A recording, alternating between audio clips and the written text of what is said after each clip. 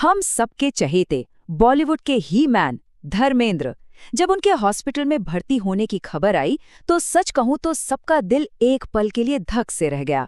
जाहिर है चिंता तो होनी ही थी।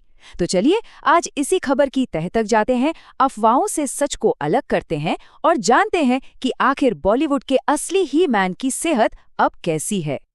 जैसे ही खबर फैली, सोशल मीडिया पर तो जैसे अफवाहों की बाढ़ आ गई और इसी बेचैनी और कंफ्यूजन के बीच एक आवाज आई जिसने सबको सबसे बड़ी राहत दी, उनकी बेटी ईशा देओल की। उन्होंने साफ साफ कहा, पापा अब स्थिर हैं, कृपया अफवाहों पर ध्यान ना दें। इस एक लाइन ने सही में लाखों फैंस की धड़कनों को संभाला। तो सबसे पहले और सबसे जरूरी बात, जो अच्छी खबर है उस पे आते हैं, क्योंकि धर्मेंद्र जी की हेल्थ को लेकर जो लेटेस्ट अपडेट है ना, वो वाकई राहत देने वाला है। तो बात यह है कि परिवार ने खुद कंफर्म किया है कि उनकी हालत में लगातार सुधार हो रहा है। वो मुंबई के ब्रीच कैंडी हॉस्पिटल में है और डॉक्टर्स भी काफ़ी पॉजिटिव हैं कि उन्हें जल्द ही डिस्चार्ज कर दिया जाएगा। और सच कहूँ तो इससे बड़ी और अच्छी खबर हो ही नहीं सकती। अच्छा, अब जब ये पता चल गया है कि वो रिकवर कर रहे हैं, तो ज़रा एक कदम पीछे चलते हैं और समझते हैं कि आखिर ये सब हुआ कैसे। मतलब उन्हें हॉस्पिटल ले जाने की ज़रूरत पड़ी ही क्यों। तो देखिए, रिपोर्ट्स में जो बात सामने आई वो ये कि उन्हें दो मेन दिक्कतें हो रही थी। एक तो सांस लेने में थोड़ी परेशानी और दूसरा बहुत ज़्यादा थकान महसूस हो रही थी। अब जाहिर है ये लक्षण किसी के लिए भी चिंता की बात है, तो परिवार ने बिल्कुल भी देर नहीं की और उन्हें फौरन हॉस्पिटल ले जाने का सही फैसला किया। कतई है, ऐसे मामलों में अफवाहें तो जंगल की आग से भी तेज फैलती हैं और यहाँ भी बिल्कुल वैसा ही हुआ। इसीलिए जो परिवार की तरफ से कहा गया है, जो ऑफिशियल स्टेटमेंट है, उसे सुनना और समझना सबसे ज़्यादा ज़रूरी हो जाता है। और जो सबसे बड़ी अफवाह थी, जिसने सबको सबसे ज़्यादा डरा दिया था, वो क्या थी?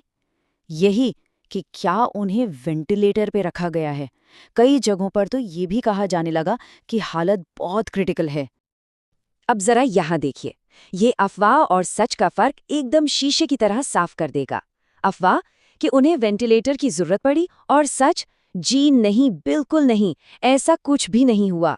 हाँ, वो डॉक्टर्स की एक बहुत बढ़िया टीम की देखरेख में है, लेकिन उन्हें वेंटिलेटर सपोर्ट की जरूरत नहीं पड़ी।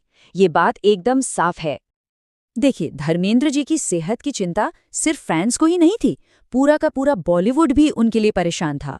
और इससे समझ आता है कि इंडस्ट्री में उनका रुतबा, उनका सम्मान कितना ऊंचा है।